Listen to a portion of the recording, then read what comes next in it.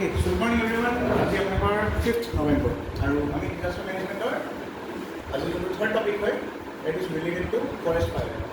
Heat waves and urban elements এই পাৰ্টটো কৰিম ঠিক আছে সো ইয়াত আপোনালোকে আৰ্থকুৱেকছ দেখিছে আৰ্থকুৱেক পাৰ্টটো কি হয় this is also specific to Assam earthquake আমি জানিবই লাগিব লেণ্ডশ্লাইড আৰ্থকুৱেক আৰু ফ্লাড এই তিনিটা আমাৰ কি হয় কমন প্ৰব্লেম আহি থাকিব ডিছকাউণ্ট এনুৱেল ফেষ্টিভেল ক'ব পাৰে ডিজাস্টাৰ ফেষ্টিভেল ৰাইট সো আমি আজি হিট ৱেভছ চাবি কাৰণে সো এই আৰ্থকুৱেক টপিকটো অলৰেডি মই এই পাৰ্ট ডিছকাছ কৰিছোঁ জিঅ'গ্ৰাফি সো এইখিনি বস্তুৱে আছে কণ্টেণ্টখিনি সো সেইখিনি আপোনালোকে পঢ়িলে হৈ যাব ঠিক আছে যদি তাত কিবা মিটিগেশ্যন প্লেন এটচেট্ৰা আছে গভৰ্ণমেণ্টে কি কি ষ্টেপছ লৈছে সেইবিলাক একদম লাষ্টত আছে মানে সেইটো কমন কৰি দিছোঁ মই চব ডিজাস্টাৰ ৰেচপেক্টিভ ঠিক আছে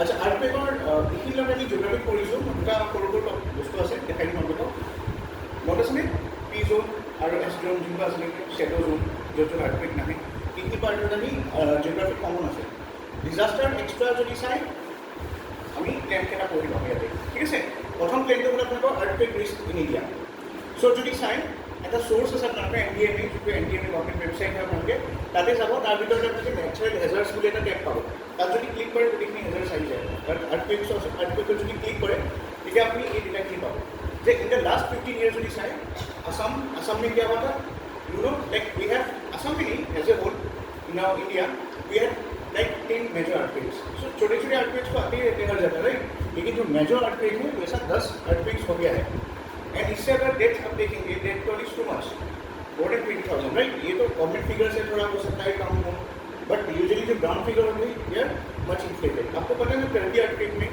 स्टार्टिंग में आया था 15,000 फिर 25,000 45,000 ऐसे बढ़ते गया राइट अब तक चल रहा है उसका अब तक बहुत सारे डेब्री है डेब्री के नीचे डेड बॉडीज मिल रहे हैं अभी भी वो सोचिए आप 2023 के जनवरी में आया था वो अर्थक्वेक टर्की वाला अभी भी उसका वो चल रहा है मतलब मिल रहा है मलबल साफ कर रहे हैं थोड़ा बहुत मिल गया 2-3 डेड बॉडीज वो भी काउंट में जाता है ना ठीक है so more than 20,000 people have died in India in the last just 10 years में सोचिए एज पर द सिस्मिक अभी अगर देखेंगे करेंट सिस्मिक जो मैप है ये BIS प्रिपेयर करता है ब्यूरो ऑफ इंडियन स्टैंडर्ड्स उसके अंदर एक पर्टिकुलर BIS एक स्टैंडर्ड डेवलप करता है ठीक है आपको पता है ना अलग अलग हम लोग स्टैंडर्ड्स यूज़ करते हैं हर एक चीज़ के लिए अर्थक्वेक का जो नेचर है उसका मैग्नीट्यूड है वो भी कैलकुलेट करने के लिए हम BIS एक पर्टिकुलर स्टैंडर्ड यूज़ करते हैं उसका नाम है इंडियन स्टैंडर्ड याद रख सकते हो 1893-2002 ठीक है ये वाला आप लिखने से बहुत अच्छा है आंसर में क्योंकि BIS स्टैंडर्ड का ISO स्टैंडर्ड है अर्थक्वेक मेजरमेंट के लिए अर्थक्वेक का आकलन करने के लिए ठीक है उनके हिसाब से as per BIS data and as per the standard use IS 1893 उसके हिसाब से अगर देखेंगे over 59% of India's land area is under the threat of moderate to severe seismic hazards ठीक है मतलब आप बोल सकते हो इंडिया में 59% ऐसे एरिया है जहाँ पे क्या होता है अर्थक्वेक्स आना बहुत ज़्यादा मतलब वहाँ पे बहुत ज़्यादा आप बोल सकते हो हैजर्ड आने का थ्रेट बहुत ज़्यादा होता है ठीक है और उसमें लेकिन that means prone to the shaking ठीक है शेकिंग एज पर वन वो लोग जो यूज़ करते हैं ना एज पर IS स्टैंडर्ड्स वो कौन सा स्केल यूज़ करते हैं this known as MSK scale जैसे आपने रिक्टर स्केल सुना रिक्टर स्केल में काउंट करते हैं ना अर्थक्वेक इंटेंसिटी बट BIS का जो ये 1893 वाला स्टैंडर्ड है it uses the MSK standard मैं स्टैंडर्ड्स भी नेक्स्ट स्लाइड में आपको दिखा दूंगा यहाँ पे देखिए MSK स्टैंडर्ड यूज़ करते हैं एंड MSK स्टैंडर्ड के हिसाब से अगर देखेंगे इंटेंसिटी 7 में आता है जो ये एरियाज उन्होंने फाइंड किया है 59% ऑफ टोटल जो इंडिया का लैंड मास है कम्स अंडर द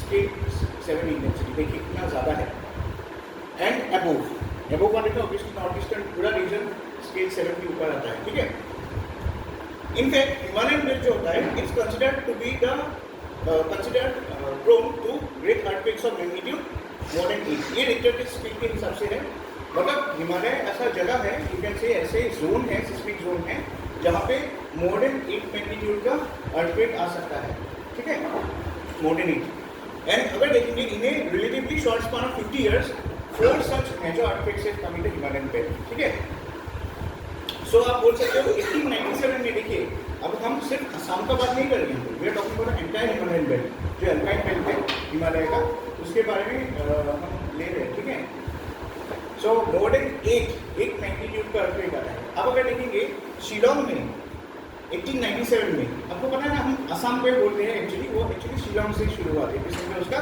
शिलोंग था उसका आप देखिए ना मैग्नीट्यूड रिक्टर स्केल में 8.7 रिक्टर स्केल का अर्थक्वेक आया था शिलांग में 1897 हेवीएस्ट अब तक असम में, क्योंकि at that part Shillong was also part of Assam, right. 1905 में कांगड़ा में कितना आया था? 8 मैग्नीट्यूड का आया था। 1934 में बिहार नेपाल के बॉर्डर में आया था 1.3 का। 1950 में असम और तिब्बत के वो जो हमारा ब्रह्मपुत्र नदी का वो कोर्स चेंज हो गया था, याद है? 1950 की बात है। वो एक्चुअली अभी कहाँ आया था? असम तिब्बत में 1.6 बहुत ज़्यादा है। 1.6 anything above 6 is considered to be dangerous. वो सोचिए 8.6, राइट।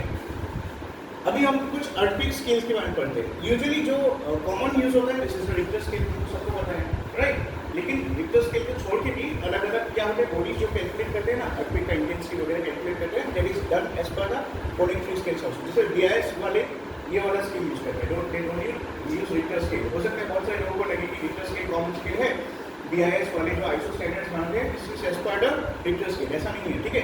बीआईएस वाले जो आईएसओ स्टैंडर्ड्स यूज करते हैं for calculation of earthquake magnitude और intensity, that is done as per the MSK scale, right. इसका फुल नाम क्या है? मेडवेडेव स्पोनहियर-कानिक स्केल, ठीक है। बस याद रखें। बाकी अगर आप देखेंगे जापान मेट्रोलॉजिकल एजेंसी जो है दे यूज द शिंडो स्केल, ठीक है, जापान में।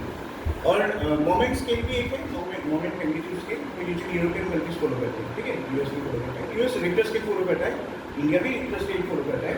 लेकिन इंडिया के कुछ बॉडीज ऐसे भी है जैसे हमने देखा है बीआईएस वगैरह, वो क्या यूज करते हैं? एमएसटी यूज करते हैं, ठीक है। So these are some of the common scale और यही स्केल्स आपको मिलेंगे। The most common one is the Richter, ठीक है। और देखिए जब भी न्यूज़पेपर में कुछ अर्थक्वेक आता है, कुछ डिजास्टर आता है, फॉरेस्ट फायर आता है ना, आप लोग क्या कीजिए, डिजास्टर मैनेजमेंट का मैंने जो स्लाइड किया है या मटेरियल लिया है ना, तो अगर आपने प्रिंट आउट निकाल दिया तो उसके साइड में वो डिजास्टर लिख दीजिए। ऑर्डिनरी डिजास्टर मत लिखिए, जैसे 2-3 आदमी मर गया, ऐसा नहीं है। लार्ज स्केल में अगर सोसाइटी इफेक्ट हो रहा है, ठीक है, राइट इट डाउन। जैसे अभी रिसेंटली डिजास्टर के बारे में आते ही कल परसों में डेली पढ़ना, कुछ ना कुछ अर्थक्वेक आते हैं, उसमें 5 लोग मरे, 10 लोग मरे, ऐसा नहीं। बड़ा जो है, ठीक है, उसको नोट कीजिए। अरे डिजास्टर इम्पोर्टेंट नहीं है, but if it's related to Assam तब नोट कीजिए, नहीं तो if it's massive scale globally impact कर रहा है सोसाइटी को, then you can in fact nuclear disaster भी होता है, मैनमेड डिजास्टर भी होता है ना, उनको भी आप लिखिए, ठीक है, लार्ज स्केल। ओके, सो हमारा अर्थक्वेक आज नहीं था ऑब्जेक्टिव, हमारा आज ऑब्जेक्टिव है waves and carbon islands, carbon islands को करेंगे। तो जस्ट नोटिंग डाउन, यहाँ पे ये स्केल्स इंपॉर्टेंट है, most commonly Richter scale and MST scale India में यूज होता है, ठीक है। और अर्थक्वेक रिस्क का जो रिपोर्ट्स भी आता है, जैसे मैं आता रहेगा ना आईटी को नाम देंगे। हमारे एक चीज़ मैं आपको बताता हूँ, हमारा जो मैट्रिक्स में डेटा वाला ग्रुप है, सेल वाला जो ग्रुप है, उसमें हर एक मैट्रिक्स डायनेमिक मैट्रिक्स है, याद रखिए। जैसे कॉन्स्टिट्यूशन एक लिविंग डॉक्यूमेंट बोलते हैं ना, हमारे स्टडी मैट्रिक्स भी लिविंग है सारे, कब अपडेट हो जाए पता नहीं चलता, राइट। सो मैं अपडेट करता रहता हूँ डेली। फिर आप लोग सोचेंगे सर ने बोला था कि फाइनल कॉपी है, कुछ दिन बाद डिलीट कर दिया और मेरा वाला कॉपी दूसरा दिया। ये क्यों करना पड़ता है? बिकॉज आपको एवरी 15-20 डेज में अपडेट करता रहता हूँ। रीजन इज बिकॉज ताकि आपका करंट अफेयर्स भी वहाँ पे इसके साथ ही आपको मतलब ढूंढना ना पड़े। नहीं तो क्या होगा, आप लोग न्यूज़पेपर जैसे नहीं पढ़ते डेली, तो क्या होता है कुछ इंपॉर्टेंट टॉपिक्स मिस कर दिया आपने, कर से रिलेटेड कुछ या कोई फंड वगैरह है, ये सब मैं ये सब अपडेट करता रहता हूँ। फिर जब आपको नया कॉपी मिलेगा ना, तब एक काम कीजिए आप लोग, if you have taken out a print out, तो आप देखिए कहाँ पे वो नया डाटा ऐड हुआ है, स्लाइड्स घुमाते रहिए, राइट। आपको मिल जाएगा ना ये नया डेटा है, तो वो लिख लीजिए। क्या हो सकेगा, अगर पेज कम हो गया पीछे लिखिए, नहीं तो एक्स्ट्रा ऐड कर दीजिए, ठीक है। Make it a living document, कुछ भी चीज़ स्टैटिक मत कीजिए। पता है ना, प्लॉटिंग एंड लेंटिंग हमने पढ़ा था, आपने देखा ना जहाँ पे पानी जमा होता है ना, वो पानी हमेशा बदबू मारता है, राइट। सो नॉलेज भी ऐसा चीज़ होता है। अगर आपने सोचते मैंने बहुत पढ़ लिया, आई नो एवरीथिंग, नॉलेज का क्या होता है, रेस्पेक्ट करना चाहिए। Everything which is coming you have to accept it, you should be dynamic, क्या क्या चेंजेस हो रहे हैं, ठीक है।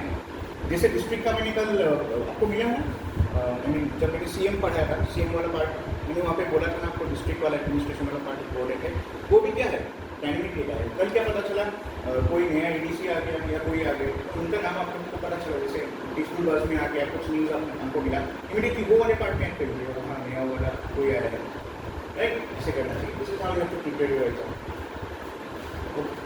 चलो तो हम देख लेते हैं कहाँ अर्थक्वेक्स आता है। This is just a standard map. आप देखो यहाँ पे अर्थक्वेक जो है मोर देन 5 लीटर स्केल का जो है मेजर अर्थक्वेक्स उसका ही मैपिंग है। तो आप देखोगे ये जो हिमालयन बेल्ट है completely this is what prone to earthquakes, right. I was in Maharashtra, I was in Nagpur, कभी मुझे लगा ही नहीं अर्थक्वेक नाम का कुछ चीज़ होता है या इलेक्ट्रिसिटी कट होता है। I did not feel students, but जब यहाँ पे आया तो लगा ऐसा भी कुछ चीज़ होता है और इलेक्ट्रिसिटी कट बहुत ज़्यादा होते। वहाँ पे मैंने लोगों के घर में इन्वर्टर ही नहीं था। If you go out of some, I don't know about other places, but when I was in Maharashtra or Karnataka, कुछ जगह में मैं रहा, इन्वर्टर नहीं है घर में लोगों का। इन्वर्टर क्या है वैसे पूछते हैं, बोलते हैं हमारे घर में इन्वर्टर है, आपका नहीं है, क्या है वो इन्वर्टर? लाइटिंग नहीं करता है, 24 घंटा रहता है घर। अगर कुछ मेजर कुछ फॉल्ट हुआ उसमें भी 1-2 घंटा काटते हैं, बट इमीडिएटली रिस्टोर हो जाता है, ऐसा है। और दूसरी चीज़ है अर्थक्वेक। यहाँ पे तो सोने को डर लगता है रात को बिल्डिंग में क्योंकि ऊपर वाले मोहल्ले में ज़्यादा काटते हैं नीचे से, नीचे वाले तो बच जाएंगे दौड़ के। हम लोग ऊपर से 3rd फ्लोर में रहते, वहाँ से नीचे जाने का पूरा गेट वगैरह ग्रिल वगैरह मारा पूरा ताला होता है, डर लगता है। बीच में अगर स्टेप टूट गया क्या पता, स्टेप भी धस सकता है ना, anything can happen. So high rise building not इस पीस पे नहीं होना चाहिए मेरे हिसाब से। आई मीन यहाँ पे परमिशन है 2-4 स्टोरी 3-4 स्टोरी ठीक है, अलाउड है, 20 पर भी लोग अलाउ करते हैं। कमर्शियल बिल्डिंग्स का थोड़ा ज़्यादा होता है, रेजिडेंशियल बिल्डिंग का 4 स्टोरी तक अलाउड है परमिशन, ठीक है। बट अगर देखेंगे ना नॉर्थ ईस्ट में, गुवाहाटी में अगर जाएंगे ना, क्योंकि पहाड़ों के ऊपर आप देखेंगे ना बड़े बड़े बिल्डिंग्स है, अजीब लगता है मुझे देखते। यदि बड़े बड़े कंपनीज हैं, टाटा के, ITC के, राइट, तो बड़े बड़े होटल्स बनाए उन्होंने, लैंडस्लाइड हो गया तो सोचो पूरा घर मिट्टी में चला जाएगा, ऐसा हाल है नॉर्थ ईस्ट में। Development is good but sustainable development होना चाहिए। जैसे आपका पता है ना दिघोली पुखुरी में क्या चल रहा है, वो वाला सस्टेनेबल नहीं है ना, वो फ्लाईओवर बनाओगे ठीक है, but at the same time you have to see the sustainability, is the project sustainable. इतने वहाँ पे पेड़ हैं जो 200-300 साल पुराने हैं, राइट, उनको काट देंगे सारे, ऐसा चल रहा था ना, मतलब लोग आ गए हैं, पीपल हैव बिकम अवेयर। सो ये सब चीज़ें भी आपका डिजास्टर से रिलेटेड ही है, क्योंकि देखिए वो पेड़ भी है ना आसपास के दिघोली पुखुरी के, this is holding the soil, बहुत पुराने हैं। मान लो ये वाले उठ गया तो क्या होगा, पूरा वहाँ पे इरोजन फ्लड और ज़्यादा होगा गाँव में, और वो दिघोली पुखुरी भी उसमें जो इकोसिस्टम है वो भी खराब हो जाएगा, राइट। बहुत सारी चीज़ें आती हैं। सो ये सब देख के करना चाहिए, because diesel comes under the manmade hazards. अगर हम लोग पेड़ काटेंगे, ऐसा तो नहीं बोल सकते ना कि आप दिघोली पुखुरी वाला 5 पेड़ काट लिया आपने, कहीं पे आपने 100 पेड़ लगा लिया, it can not come, it is not sustainable. क्यों? बिकॉज वो पेड़ का जो सिग्निफिकेंस है वो सिर्फ पेड़ ही नहीं है, वो कल्चर से भी मतलब रिलेटेड है, राइट। सो ऐसा थोड़ी होता है कि आप यहाँ से 5 पेड़ काट के बोलोगे कि मैं फॉरेस्ट में 100 पेड़ लगा दूंगा। ऐसा हमारी बात ऐसा हो गया कि आपको मार दूंगा फिर आपके घर में 10 लाख रुपये दे दूंगा, 1 करोड़ रुपये दे दूंगा, ऐसा है, राइट। ऐसा तो नहीं होता है ना, life is more important, right. आज हम पढ़ेंगे nature hazards starting with heat waves and urban heat element. This is very important इस बार, क्यों? बिकॉज इस बार हमने जो देखा आसाम में हीट वेव नहीं आया, बट हीट वेव जैसा कंडीशन हुआ, राइट। हीट वेव होने का भी कुछ क्राइटेरिया रहता है। So we were near the heat wave criteria, very close. हो सकता है अगले साल हो जाएगा, क्यों? बिकॉज 2026 तक और 2 साल है, आप जस्ट मान लो 2026 तक ऐसा आकलन कर रहा है IMD कि इंडिया असम में एक हीट वेव कंडीशन क्रिएट होने वाला है, बहुत गर्मी होने वाला है नेक्स्ट 2 ईयर्स में। रीज़न क्या है? हम लोग एल नीनो, ला नीना और सारे जो क्लाइमेटोलॉजी के वाले पार्ट है, ज्योग्राफी, वहाँ पढ़ेंगे। This is due to effect of what? El Nino, right. So El Nino अच्छा है कि ला नीना अच्छा है? नहीं है क्या? ला नीना अच्छा है। अभी एल नीनो फेज चल रहा है, right. So El Nino phase चलने से क्या होता है, जो हमारे यहाँ पे क्लाइमेटोलॉजी में पढ़ेंगे हम डिटेल्स में, जो मॉइस्चर वगैरह होता है ना, they come very close to the El Nino phase में क्या होता है, एक्चुअली जो मॉइस्चर होता है वो इस तरफ चला जाता है, साउथ की तरफ, मतलब जो आपकी अटलांटिक ओशन, पैसिफिक ओशन उस तरफ चला जाता है, और जो इंडियन ओशन मतलब ऑस्ट्रेलिया वाले पार्ट है वो सूखा होता है, ठीक है। ला नीना में उल्टा होता है, मॉइस्चर जो है ऑस्ट्रेलिया की साइड में आ जाता है, तो जो मॉइस्चर वगैरह है वो इंडियन ओशन में भी आता है एंड यहाँ पे बारिश भी होता है, right. La Nina and El Nino भी हम क्लाइमेटोलॉजी में पूरा डिटेल्स में पढ़ेंगे, what are the factors for Indian monsoon. वहाँ पे आप देखोगे इंडियन मानसून का एक बहुत इंपॉर्टेंट रोल ला नीना में प्ले करता है, लेकिन ला नीना नहीं है, एल नीनो का फेज 2026 तक है, मतलब यहाँ पे 2026 तक सूखा रहेगा, ऐसे बोला जा रहा है, ठीक है। And this is one of the reasons, यहाँ पे बारिश कम हो रहा है इस बार, और जब बारिश आता है बहुत ज़्यादा आता है, नहीं तो बहुत महीने 2-3 महीना बारिश नहीं है, ऐसा होता है, right. So these are what climate change and related to heat waves. Okay, so let's begin. Heat wave क्या होता है? देखिए Heat wave is a period of abnormally high temperature that occurs during the summer season in India. Abnormally high temperature मतलब जो होना चाहिए, इसलिए आप देखोगे न्यूज़ रिपोर्ट्स में आता है एवरेज टेम्परेचर 3 डिग्री ज़्यादा है इस बार लास्ट 5 ईयर्स में। इसका मतलब क्या है, अगले लास्ट 5 ईयर्स में अगर 24 चल रहा था, अचानक से 28 हो गया, तो एवरेज से 3 डिग्री ज़्यादा बढ़ गया, right. This is the sudden और abnormally high temperature. This can create a heat wave condition. Heat wave जो होता है, you see, March to June के अंदर आता है। When I was in Nagpur, बहुत हीट वेव चल रहा है। आपको ऐसा लगेगा when you are riding the bike, आपको ऐसा लगेगा जो ये ड्रायर होता है ना, एयर ड्रायर, ऐसा जो गर्म हवा होता है ना, ऐसा लगता है। वहाँ पे लोग मुंह सब बांध लेते हैं, सिर्फ आंखें निकलता है, चश्मा लगा, राइट, ऐसे चलते हैं वो लोग पूरा, मतलब मम्मी जैसा लगेगा रास्ते में लोगों को देखने से। हाँ, लड़की लोग ज़्यादा होते हैं, स्कूटी लेके जाते हैं, तो बार बार पूरा बांध के पैक होके जाते हैं वो लोग, राइट। सो बहुत ज़्यादा गर्मी होता है, राजस्थान में भी ऐसा है, लू चलता है, दिस इज फॉर लू एक्चुअली जो है, और दिल्ली में भी होता है, राइट। सो नागपुर, जयपुर, यानी राजस्थान वाला पार्ट एंड दिल्ली, यहाँ पे बहुत एक्सटेंसिवली हीट वेव चल रहा है, और वो यूजुअली ऊपर होता है मतलब 5 मुझे अभी भी याद है, फरवरी मार्च हम कैसे सोते थे पता है, जो बेड था ना उसमें 1 बाल्टी पानी डाल दें रात को 12 बजे, इतनी गर्मी है, आप स्लीप, फरवरी मार्च की बात कर रहा हूँ, राइट। फिर 1-2 घंटे में कूलर चलाता था ना, बिस्तर पूरा पापड़ जैसा, वो क्रीम पेपर में क्या बिस्किट वैसा हो जाता था इतना मतलब गर्मी है, जस्ट इमेजिन 2-3 आवर्स में पूरा सूख गया पेट, ऐसा हाल है, सो मच ऑफ हीट। अच्छा, अभी हीट वेव्स होता क्या है, उसको तो कोई ना कोई डिफाइन करना पड़ेगा। तो IMD ने, इंडियन मेट्रोलॉजी डिपार्टमेंट ने हीट वेव्स को डिफाइन किया था अलग अलग बेसिस में, ठीक है, 3 बेसिस में उन्होंने डिफाइन किया था। फर्स्ट कंडीशन क्या था, based on the physiography of the region. So suppose आप मान लो किसी रीजन का, ठीक है, फिजियोग्राफी मतलब क्या होता है, it can be hilly terrain, it can be plain topology, right. अगर प्लेन जगह है, हमारा जैसे यहाँ पे प्लेन मान सकते हो, यहाँ पे अगर 40 डिग्री से ज़्यादा है तो आप बोल सकते हो हीट वेव्स राइज हो गई है। हिली रीजन में अगर 30 डिग्री से ज़्यादा है ना, जैसे अरुणाचल में अगर जाओगे ना, आजकल तो अरुणाचल बहुत गर्मी है वहाँ पे, आप सोचोगे कि हिली एरिया है, बहुत ठंडा होगा, राइट, अरुणाचल वो नहीं रहा। सो 30 डिग्री से बहुत ज़्यादा होता है वहाँ पे, सो हीट वेव कंडीशन उसको मान सकते हो as per and third coastal area में अगर 37 डिग्री से ज़्यादा हुआ then coastal area can be consider to be under heat wave, impact of heat wave, ठीक है। ये first criteria based on physiography, मतलब हिल के हिसाब से, प्लेन के हिसाब से, कोस्ट के हिसाब से उन्होंने 3 टेम्परेचर फिक्स कर दिया। नेक्स्ट उन्होंने क्राइटेरिया लिखा है based on the normal temperature, normal maximum temperature, ठीक है। जैसे देखो, when normal temperature of a station is less than or equal to 40 degree, normal temperature maximum temperature जो होता है, ये किससे रिलेटेड है, फिर से मैं बता रहा हूँ, it's related to the normal maximum temperature. Normal मतलब जो टेम्परेचर है वो कोई फिजियोग्राफी से रिलेटेड नहीं है, हिल हो, कोस्ट हो, राइट, प्लेन हो, it's not related to that. कोई भी जगह का नॉर्मल टेम्परेचर, मैक्सिमम टेम्परेचर अगर 40 डिग्री है या उससे लेस है, then it can be considered as a, देखो 40 डिग्री या 40 डिग्री से लेस है सपोज, ठीक है, उसमें आप देखो हीट वेव कब माना जाता है।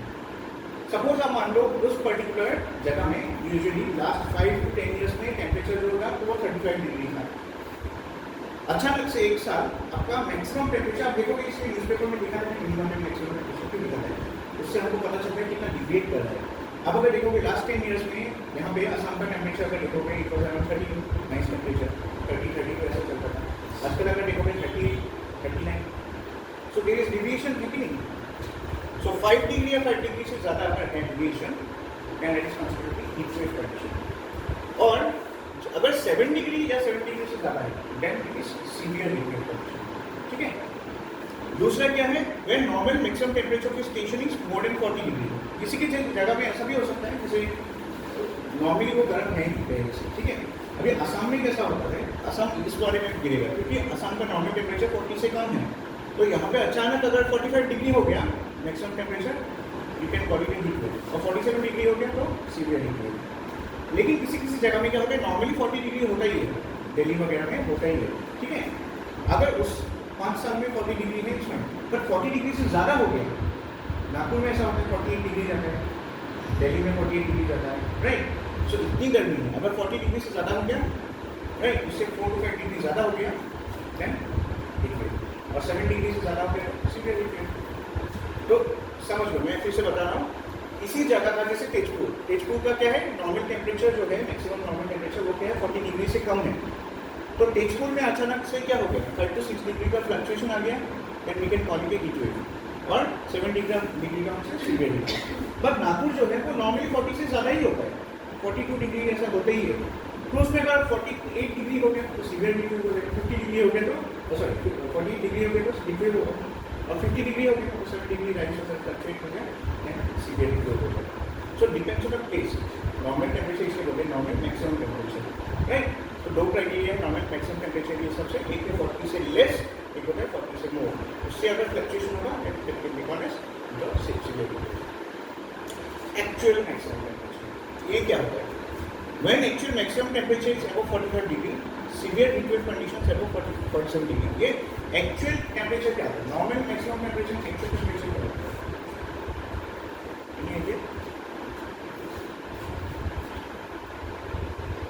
रिलेटेड है, थोड़ा डिफरेंस है। अच्छा मैं समझा देगा, जो नॉर्मल मैक्सिमम टेम्परेचर है ना वो ड्राई वेट टेम्परेचर होता है, मतलब उसमें लेटेंट हीट ऑफ इवापोरेशन नहीं कंसीडर किया जाता है।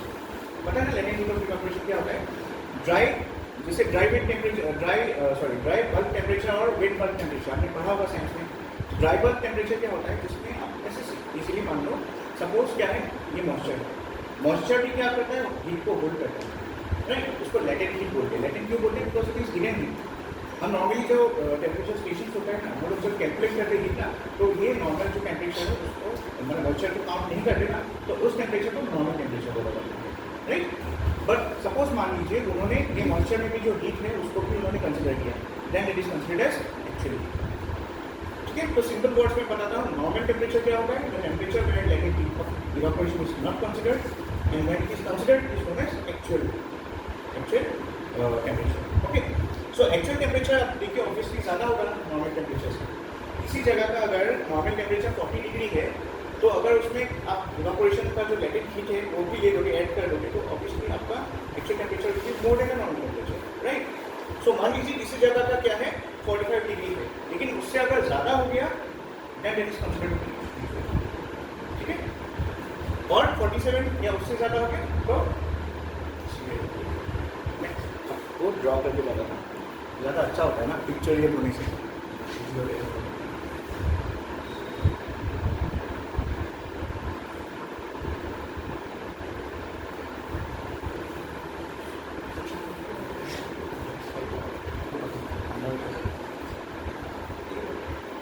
रिकॉर्डिंग प्रोसेस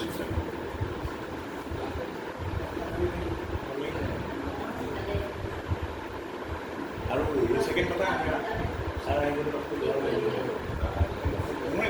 मैं पढ़ाया छो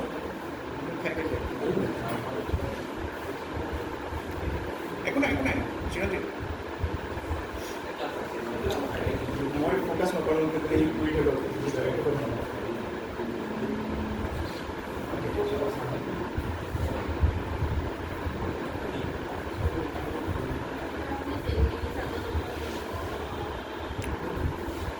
Okay, so normal heat এটা হ'ল actual heat, right?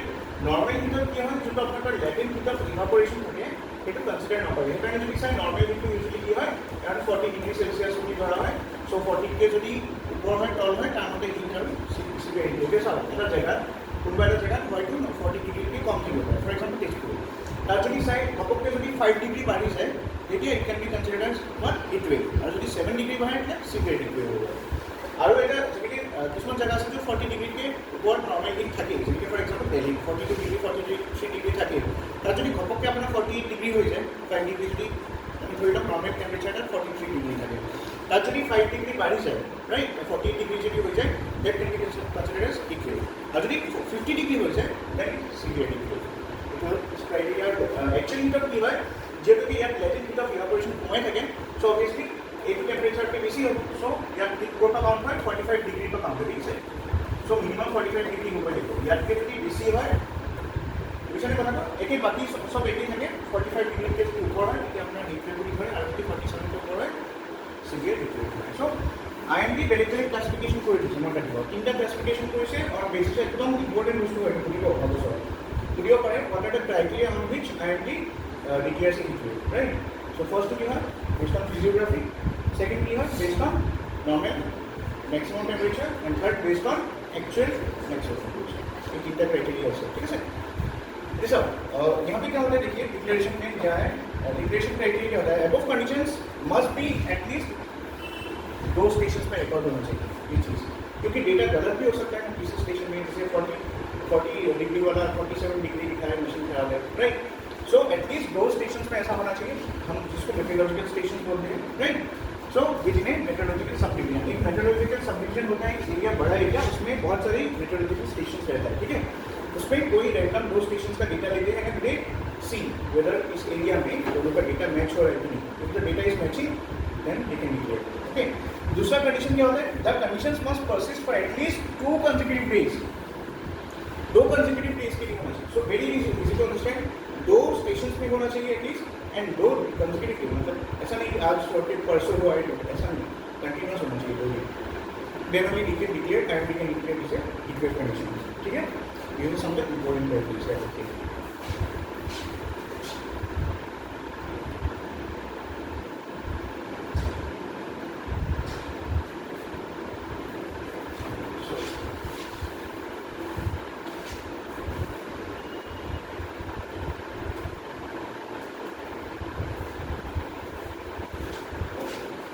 अभी आते हैं अबाउट कॉजेस, हीट वेव्स क्यों होता है। देखिए हीट वेव होने का बहुत सारे रीजंस हैं, उसमें से जो मोस्ट कॉमन है हम देखेंगे। फर्स्ट है prevalence of hot and dry air. जैसे मान लीजिए समर में क्या होता है, एक्सटेंसिव हीटिंग होता है, सो उससे क्या होता है आपको पता है ना, एक्सटेंसिव हीटिंग की वजह से प्रेशर डिफरेंस क्रिएट होता है, राइट। सो क्या होता है,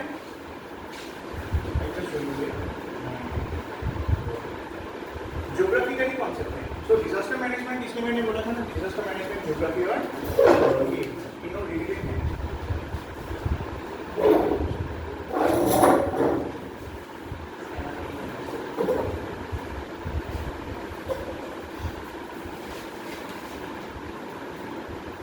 सो देखिए जैसे मान लीजिए यहाँ पे थोड़ा मैं ड्रॉप करके दिखाता हूँ, दिस इज द सन। अभी टोपोग्राफी तो हर जगह का सेम नहीं होता है ना, तो मान लीजिए ये थोड़ा क्या है, this is kind of plateau region और समथिंग लाइक, ठीक है, और ये वाला प्लेन्स है।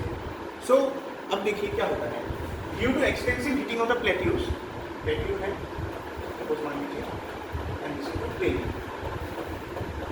ड्यू टू एक्सटेंसिव हीटिंग, यहाँ पे क्या होगा, सनलाइट गिरेगा तो बहुत ज़्यादा एक्सटेंसिव हीटिंग होगा, यहाँ पे भी गिरेगा, बट क्या होता है कंपेरेटिवली कम होता है हीटिंग। सो जब भी डिफरेंशियल हीटिंग होता है, डिफरेंशियल हीटिंग मतलब जब हीटिंग में डिफरेंस आता है, राइट, तो यहाँ पे टेम्परेचर ज़्यादा होगा, टेम्परेचर ज़्यादा होने से क्या होगा, यहाँ पे प्रेशर क्या होगा, बढ़ेगा कि घटेगा, प्रेशर बढ़ेगा नहीं बढ़ेगा,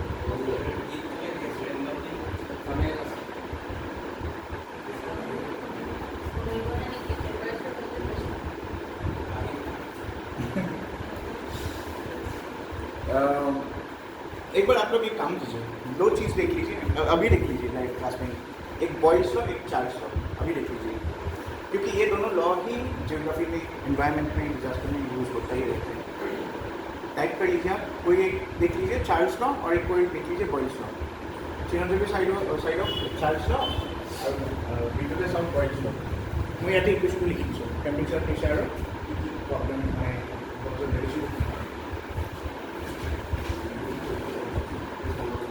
वॉल्यूम से रिलेटेड चार्ज।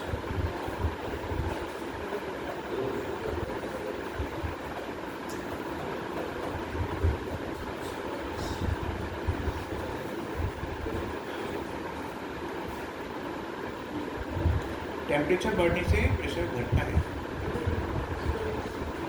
कैसे, सी टिबेटियन प्लेट्यू जो होता है वहाँ पे क्या होता है, टिबेटियन प्लेट्यू वही तो होता है ना जिसकी वजह से मानसून आता है। टिबेटियन प्लेट्यू में एक्सटेंसिव हीटिंग होता है, टेम्परेचर बढ़ेगा, प्रेशर कम हो जाता है, इसकी वजह से ही तो हाई प्रेशर से लो प्रेशर, इंडियन ओशन से पानी जो आपके मॉइस्चर है वो टिबेटियन प्लेट्यू की तरफ जाता है, जिसकी वजह से मानसून आता है, ठीक है। तो आप क्या करेंगे, बॉयल्स लॉ देखिए आप तब पता चलेगा क्या मिला, ये बोला ना, ये इनवर्सली प्रोपोर्शनल।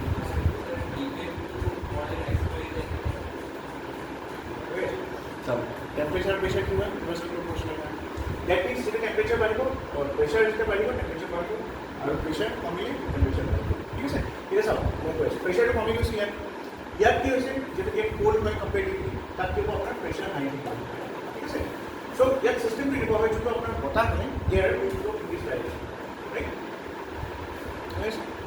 আৰু ইয়াত অলৰেডি বহুত গৰম হৈ আছে সো এই বতাহৰ কাৰণে হিট ৱেভ হয় गरम बता लू चलता है राइट चार्ज लॉ क्या था वॉल्यूम से रिलेटेड था वॉल्यूम और किसे टेम्परेचर राइट वॉल्यूम में टेम्परेचर क्या होता है lighting temperature is proportional to volume ये दो चीज़ें आप याद रखें चार्ज लॉ होता है temperature is proportional to pressure और वॉल्यूम लेकिन जितना टेम्परेचर बढ़ेगा वॉल्यूम भी बढ़ता है गैस भी होता है वैसा है वॉल्यूम में सॉलिड्स में भी होता है बॉयल्स लॉ में होता है प्रेशर और टेम्परेचर वेरिएशन सो यहाँ पे क्या हो रहा है देखिए ये वाला जगह क्या था इट वॉज कोल्ड तो यहाँ पे क्या होगा प्रेशर कंडीशन क्या ये हाई प्रेशर कंडीशन होगा गर्म जगह में हमेशा क्या होता है लो प्रेशर होता है इसलिए यहाँ पे जब आपने देखा होगा ना जब अचानक से बहुत ज़्यादा गर्मी होता है तो बारिश भी आ जाती है हवा आता है क्यों आता है बिकॉज ज़्यादा एक्सटेंसिव हीटिंग हम आसपास के एरिया में कम हुआ तो जो हाई प्रेशर वाले रीजन है वहाँ से एयर क्या होता है cold air will rush to fill this vacuum क्योंकि यहाँ से एयर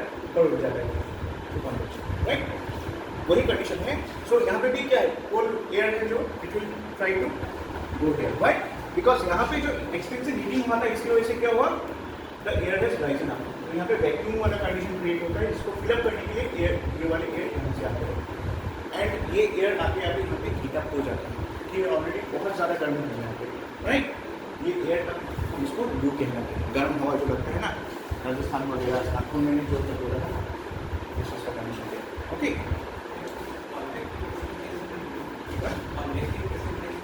कन्वेक्टिव प्रेसिपिटेशन होता है ठीक है कन्वेक्शन की वजह से बारिश प्रेसिपिटेशन होता है ऑलराइट सो हमने क्या देखा पहला कॉज ऑफ हीट वेव क्या है because of the hot and dry air so hot and dry air जब क्या होगा इवापोरेट मतलब हो जाएगा ये हो जाएगा ऊपर चला जाएगा तो क्या होगा उसको फिलअप करने के लिए दूसरा एयर मतलब कोल्ड एयर आता है ना वो भी वार्म अप हो जाता है एयर दूसरा क्या है absence of moisture heat wave कब होगा ऑब्वियसली जब मॉइस्चर कम है राइट मॉइस्चर कम क्यों है because safety air is rising up तो मॉइस्चर कहाँ से आएगा राइट और दूसरा चीज़ है सूखा होता है वो जगह नागपुर दिल्ली वगैरह आप जाएंगे ना वहाँ पर बहुत ज़्यादा सूखा है पानी का प्रॉब्लम भी है वहाँ पे मॉइस्चर कम है मतलब जैसे हमारे यहाँ की क्या ह्यूमिडिटी बहुत ज़्यादा है ना मॉइस्चर बहुत ज़्यादा है आसाम में तो हमें बहुत पसीना आता है if you go to Delhi और if you go to Nagpur Rajasthan आप जाएंगे ना वहाँ पे आपका पसीना कम निकलता है स्किन ज़्यादा जलेगा बट पसीना कम निकलेगा दोनों का ही पॉजिटिव और नेगेटिव ये है देखिए जब आपका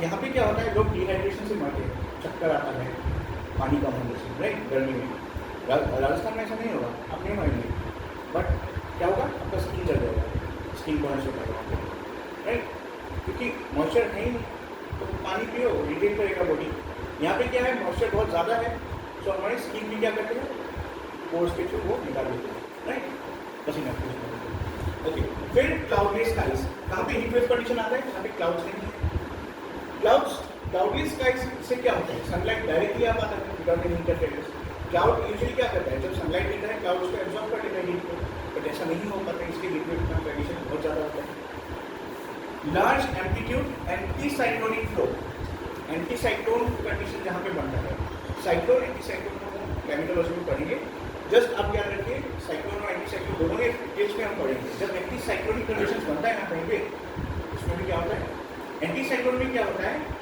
साइक्लोन में मॉइस्चर आता है ना ऐसे मान लो एंटी साइक्लोन में मॉइस्चर नहीं आता है वो उल्टा घुलता है ना तो वो क्या होता है मॉइस्चर को दूर भेज देता है जो बचा कुचा मॉइस्चर भी था एंटी साइक्लोनिक कंडीशन मॉइस्चर को दूसरी जगह भेज देता है राइट बट साइक्लोन क्या करता है उसको कन्वर्स करते हैं उस एरिया लाता है एंटी साइक्लोन फेंकता है जस्ट लाइक ऐसे इमेजिन करो एंटी साइक्लोन हो दिवाली में जो हमारे चपड़ी जैसा है बाहर की तरफ वो सेंट्रीफ्यूगल फोर्स है वो बाहर फेंकते हैं चीज़ों को ठीक है तो मॉइस्चर को ले लेके वो बाहर फेंकेगा जो बचा कुचा वैसे भी मॉइस्चर नहीं है सूखा जगह है क्लाउडेड स्काई है राइट और जो बचा कुचा मॉइस्चर था वो भी एंटी साइक्लोनिक कंडीशन में फेंक दिया तो कितना सूखा होगा सोचिए जियोग्राफिकल कंसिडरेशंस भी होते हैं कुछ जैसे आप देखोगे heat waves are more frequent in regions with arid मतलब सूखा और semi arid climates right such as north west India इसे मैंने बोला था Rajasthan Nagpur region north west वैसे भी आप देखोगे ना कॉन्टिनेंटलिटी इफेक्ट होता है, हम पढ़ेंगे ज्योग्राफी में, उसमें हम देखेंगे most of the continents are found in the west side of the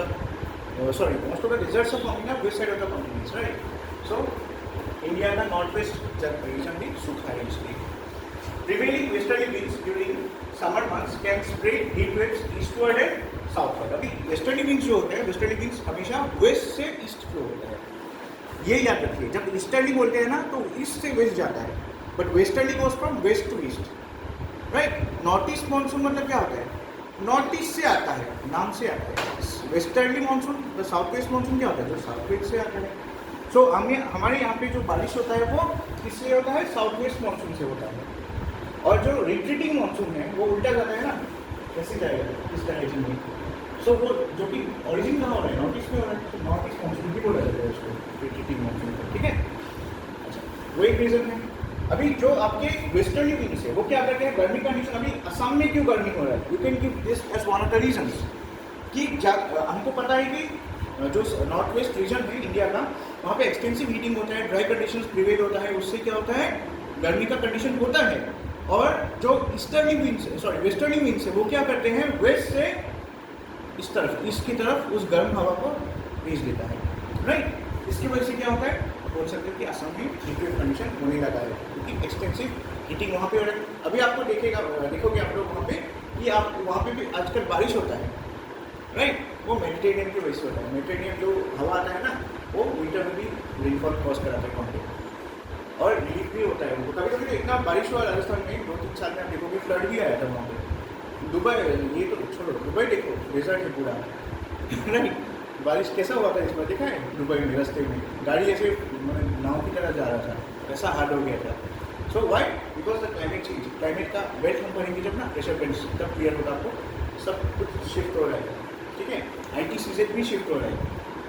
so will see this things. Anyways, अभी क्या होता है, जो वेस्टर्ली विंड्स है वो ये गर्म हवा इस तरफ, ईस्ट की तरफ लाता है, इससे भी गर्म होता है। Climate change, this is the most immediate thing. Global warming is increasing the frequency and intensity of heat waves, rising baseline temperatures create a more conductive environment for this events to occur. मतलब क्या है, global warming क्या कर रहा है, पहले ऐसा था कि एक पर्टिकुलर सीजन ही 2-3 महीना ही गर्म होता था। आजकल ग्लोबल वार्मिंग जो है is creating artificial heat, right. अभी भी देखो, अभी टेम्परेचर देखोगे, रात को 23 डिग्री था, मैंने देखा था, पता नहीं 22-24 ऐसा हो। अभी देखो तो 30 डिग्री कुछ होगा, इतना फ्लक्चुएशन टेम्परेचर का देखो ना, 27 डिग्री का फ्लक्चुएशन बहुत बड़ा है। विंटर में यूजुअली इतना फ्लक्चुएशन नहीं होता है, 23 to 26 डिग्री का हो सकता है, 25 2-3 डिग्री का हो सकता है। अभी 7-8 डिग्री का फ्लक्चुएशन है, 31 डिग्री, इसलिए तो लोग बीमार पड़ते हैं ना। दिन में 31 डिग्री, रात को 23 डिग्री, एसी वाला हाल हो जाता है, रात दिनों की अवस्था, right. So people are falling ill, right. So ये क्यों हो रहा है, because of the global warming effect, ठीक है। ग्लोबल वार्मिंग की वजह से गर्मी बढ़ रही है।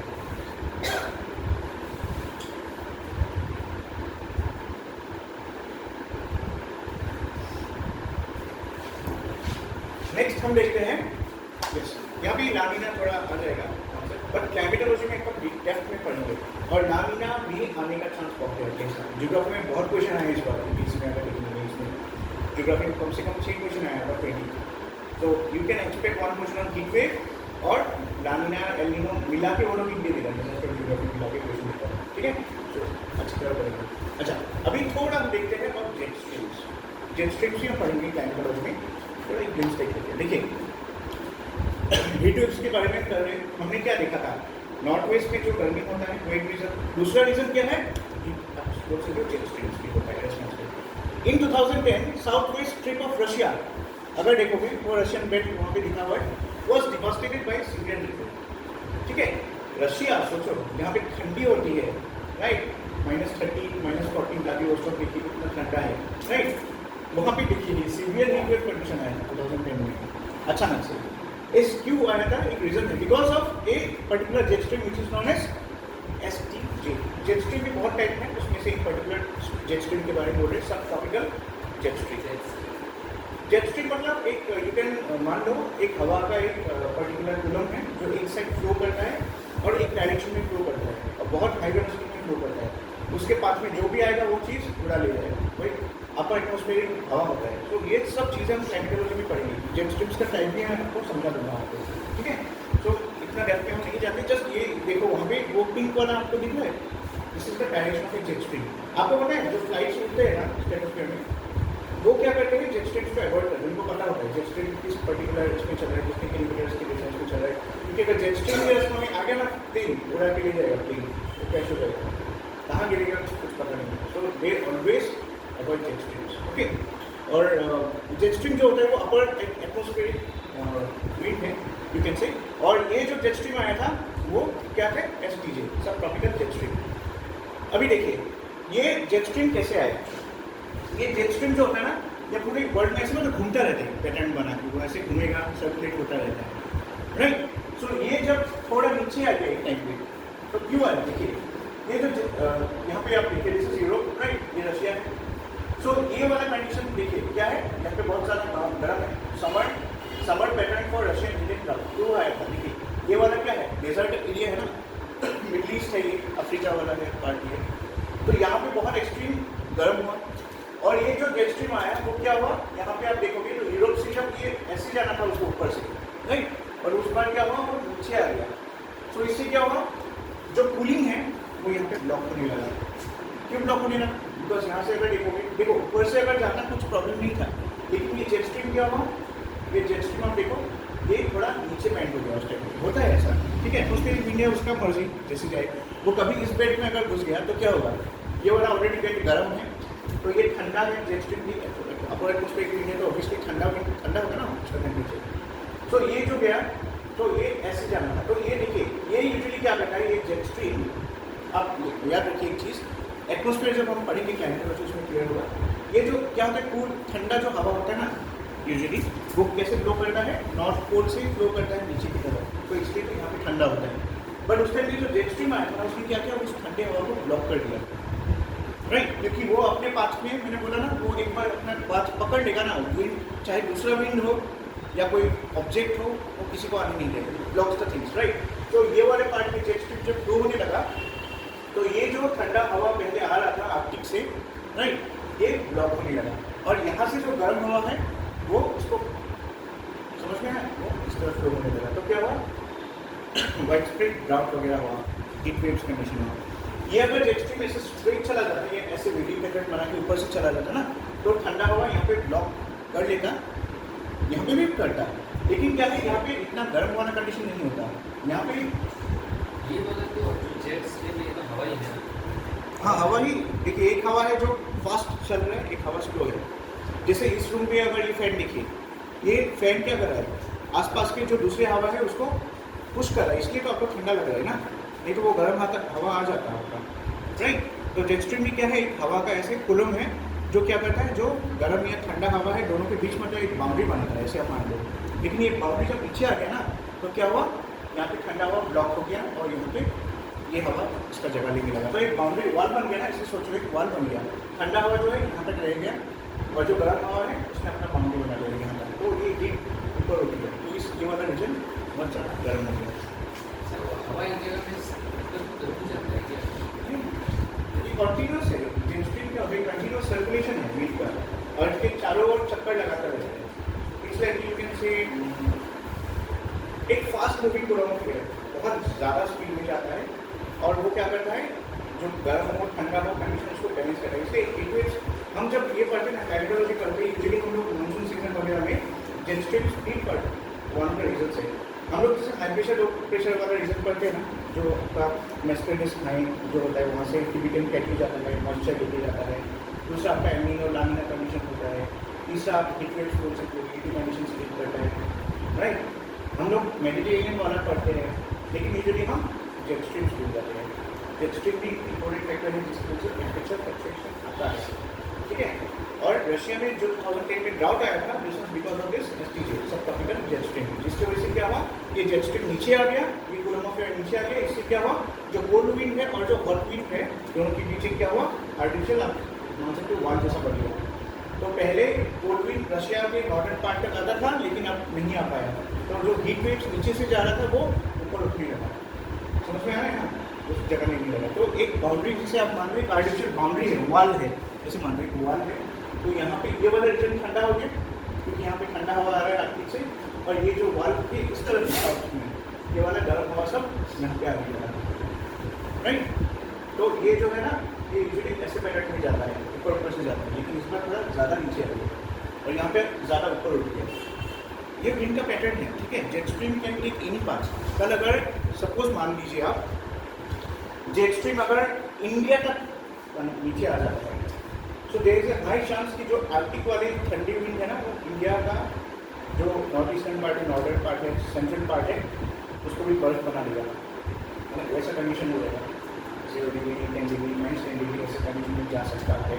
But we are near the equator, so इतना ज़्यादा ठंडा नहीं होगा, बट मॉडरेटिव क्लाइमेट बन जाएगा, बढ़िया मतलब ब्रिटिश टाइप क्लाइमेट बन जाएगा।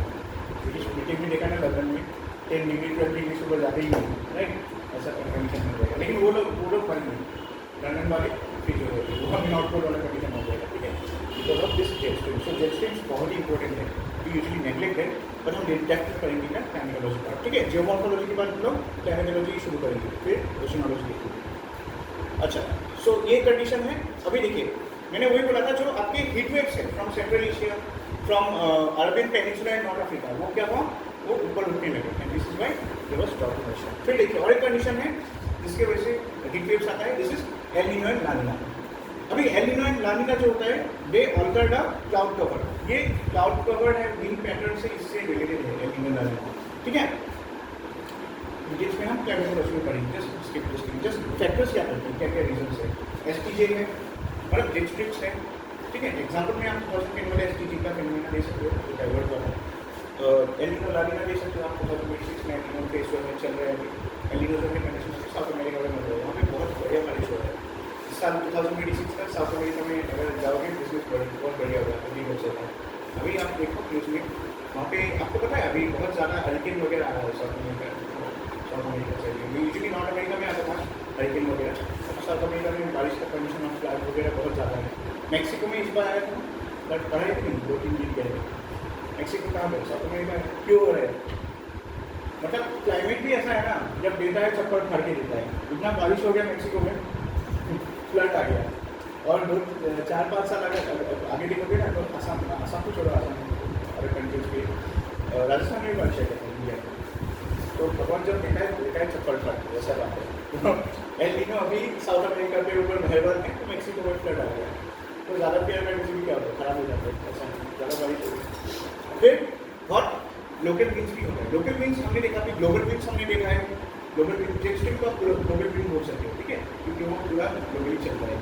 लोकल विंड्स किसी दो पर्टिकुलर पॉइंट के बीच होता है लोकली।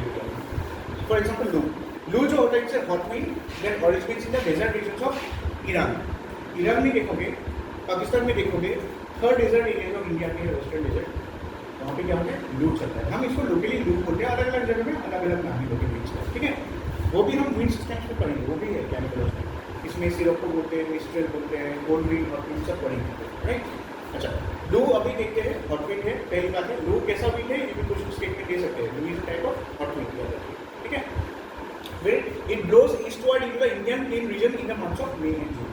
ईस्टवर्ड फ्लो होता है, वेस्ट से ईस्ट फ्लो होता है, मैंने बोला था वेस्ट से ईस्ट जाएगा, राइट। इस temperature invariably ranges between 45 to 50 degree, इसलिए तो इतना एक्सपेंसिव गर्म होता है, वो हवा ही गर्म होती है, राइट। सो जहाँ वो फ्लो करेगा पूरा जगह ही गर्म होगा। मध्य प्रदेश वगैरह भी यहाँ से फ्लो अगर होगा राजस्थान से, तो क्या होगा, ये राजस्थान ये वाले एरिया में फ्लो होता है, राइट।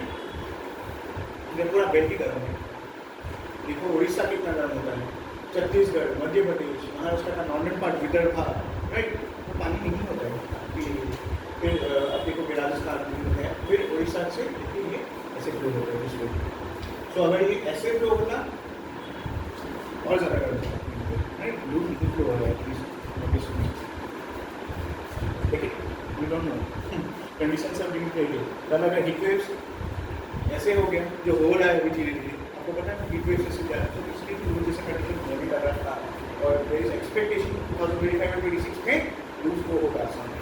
इस साल तो ऑलमोस्ट हो नहीं वाला था, एमडी डिक्लेयर करने वाले थे, बट हीट वेव डिक्लेयर नहीं किया, just for 1-2 degree change in temperature, but अगले साल इज हाई चांस, ओके। अच्छा, सो क्या क्या फैक्टर्स हमने देखा है कॉजेस ऑफ हीट वेव्स, फिर से बताता हूँ। एक है आपका हॉट एंड ड्राई है, दूसरा है lack of moisture, cloudless skies, large amplitude, anticyclonic conditions अगर हो, एंटीसाइक्लोनिक फ्लो हो, जियोग्राफिकल कंडीशंस भी डिपेंडेंट होते हैं, क्लाइमेट चेंज की वजह से होता है। देन कुछ ग्लोबल वीक्स जैसे एसटीजे वगैरह एग्जाम्पल देख सकते हो। फिर एलिनो लानिना कंडीशन होता है और लोकल वीक्स जो होते हैं हॉट वीक्स, जैसे कोल्ड विंड नहीं, कोल्ड विंड से तो कोल्ड वेव्स आता है वो हम अलग से करेंगे हम। अभी देखिए आप हॉट वेव जब पढ़ रहे हो ना, एक साथ कोल्ड वेव भी पढ़ लीजिए, कोल्ड वेव भी कॉन्सेप्ट है, ठीक है। अच्छा ज़्यादा नहीं है इम्पैक्ट ऑफ हीट वेव, ये तो पता ही है हेल्थ में क्या क्या हो सकता है। डिहाइड्रेशन होगा, वी हैव एक्सेसिव हीट, जब एक्सेसिव हीट होगा तो क्या होगा, बॉडी क्रैम्प होता है, दर्द होता है, एग्जॉशन होगा, स्ट्रोक्स भी होते हैं, राइट, माइल्ड सीवियर स्ट्रोक होगा। सिम्टम्स अगर देखेंगे स्वेलिंग होगा, fatigue, fainting, fever, all this things, okay. फिर आप देख सकते हो एज पर ये देखिए डेटा हमको इम्पोर्टेंट है, हमारे लिए डेटा इम्पोर्टेंट है। नेशनल क्राइम रिकॉर्ड ब्यूरो ने 2023 में एक डेटा एक रिपोर्ट निकाला था, उसमें अगर देखोगे आप 730 deaths occur due to heat related causes. कौन सा रिपोर्ट है ये? National Crime Record Bureau. कौन पब्लिश करता है? Ministry of Health, Ministry of Home Affairs. सोचिए यूजुअली हम क्या सोचते हैं, एनसीआरबी खाली क्रिमिनल के बारे में या एक्सीडेंटल डेथ के बारे में बोलते हैं, नो, वो नेचुरल डेथ के बारे में बोलते हैं थ्रू रिजल्ट्स, डिजास्टर के रिपोर्ट्स भी आप मान सकते हो एनसीआरबी रिपोर्ट्स, ओके। सो एक्सीडेंट की वजह से उस साल जितना मरा आप देखोगे उससे ज़्यादा हीट रिलेटेड कॉजेस से मारे लोग, राइट। 730 इसलिए रिपोर्ट में लेके आया एनसीआरबी। अभी अब देखिए इम्पैक्ट हम देख रहे थे हेल्थ में होता है, हेल्थ में हम हेल्थ देखिए ये सब हर एक लोग लिखेगा, लोगों का सीजर होता है, कोमा में जाएगा या स्ट्रोक होगा, ये सब चीज़ें लिखेंगे। What is the difference in answer, what should be the difference in answer, this report NCRB report 2023 को कोट कीजिए। 730 लोग हमारे थे जो लोग स्ट्रोक्स, ओके। वाटर रिसोर्सेज में क्या इफेक्ट हो सकता है, अभी देखिए दिस कैन बी, अभी वाटर स्केर्सिटी इशू होगा। अभी देखिए जैसे अब एग्रीकल्चर डोमेस्टिक यूजेस के लिए वाटर चाहिए हम लोगों को, राइट, इसके लिए इरिगेशन हम यूज़ करते हैं, सोलर पंप यूज़ करते हैं, but at the end of the day water resource कम किस लिए हुआ है, और जब वाटर रिसोर्स से रिलेटेड कुछ डिजास्टर होता है, this is known as marine heat waves. जो हीट वेव्स वाटर रिसोर्स से वाटर रिसोर्स को डिप्लेट करेगा ना, उस टाइम उसको उसी हीट वेव को मैराइन हीट वेव्स बोलते हैं, ठीक है। वो भी टॉपिक हम देखेंगे। अभी देखिए साउदर्न स्टेट्स में अगर देखेंगे most of the major reserves in the southern states are filled to only 25% of the capacity of marine heat waves को आप कैसे रिलेट कर सकते हो पता है? हाँ, जैसे हमारे यहाँ पे रिजर्वॉयर्स है, बिल्स है, राइट, आप इससे रिलेट कर सकते हो। आसाम में मोर देन 730 बिल्स है, राइट, ऑफिशियल रिकॉग्नाइज 730 है, उससे ज़्यादा है अनऑफिशियल, राइट। इतने सारे बिल्स हैं, कल अगर हीट वेव कंडीशन बन गया या मैराइन हीट वेव कंडीशन आ गया, गवर्नमेंट का जो प्लान है 200 करोड़ देने का तो जॉइंट ब्रह्मपुत्र और बिल्स को रिजुविनेट करने का, वो फेल हो जाएगा। Why? Because all this bills will dry up more than they are being filled, right. तो कंडीशन वही रहेगा, 200 करोड़ में क्या नुकसान हो जाएगा ना। तो देखिए क्लाइमेट कैसे आप लिंक कर सकते हो के साथ। जस्ट कोट दिस डेटा कि साउदर्न, देखिए for example we can quote the data of southern states में अगर मान लो झील में या पूरी वेटलैंड में suppose 100 just for understanding 100 litres पानी जमा होता है ना, due to marine heat waves southern state में सिर्फ 25 लीटर्स ही आप मान सकते हो मतलब रिजर्वॉयर में है, मतलब उसकी कैपेसिटी डिक्रीज हो गया था 75%, राइट। तो किस लिए हुआ due to marine heat waves, समझ में आया? ओके, हेल्थ में हमने देखा, वाटर में देखा मैराइन हीट वेव्स। फिर अभी एनर्जी में आते हैं। हीट वेव से क्या होता है, हीट वेव जितना ज़्यादा होगा लोग उतना किया कूलिंग पर्पज के लिए एसी वगैरह खरीदेंगे तो एनर्जी का कंजम्पशन और ज़्यादा होगा। You can quote the data, मैंने जो बोला था एनर्जी में। असम में जैसे अगर देखोगे कितना है डिमांड, अराउंड 3500 का डिमांड है मेगावाट्स में, ठीक है नहीं? सो अराउंड 3000 प्लस कुछ डिमांड है, ठीक है, लेकिन प्रोडक्शन क्या है हमारा बहुत कम है। तो हमको क्या करना पड़ता है, एवरी आवर एवरी सेकंड के लिए जो कंजम्पशन हो रहा है इलेक्ट्रिसिटी का आपको खरीदना पड़ता है। उसके लिए मार्केट में अलग अलग दाम होता है। गवर्नमेंट क्या करते हैं, 2 रुपया कहीं पे खरीदते, कहीं 7 रुपये में खरीदते हैं पर मिलियन यूनिट्स, ठीक है। कितना पैसा जाता होगा सोचिए, 10 लाख, 1 मिलियन तो 10 लाख। सो आप मान सकते हो 10 लाख रुपया हर घंटा हर घंटे से खर्च कर रहा है, तो करोड़ों में कितना होगा सोचिए, 31 दिन। और पीक सीजन में तो और ज़्यादा होता है।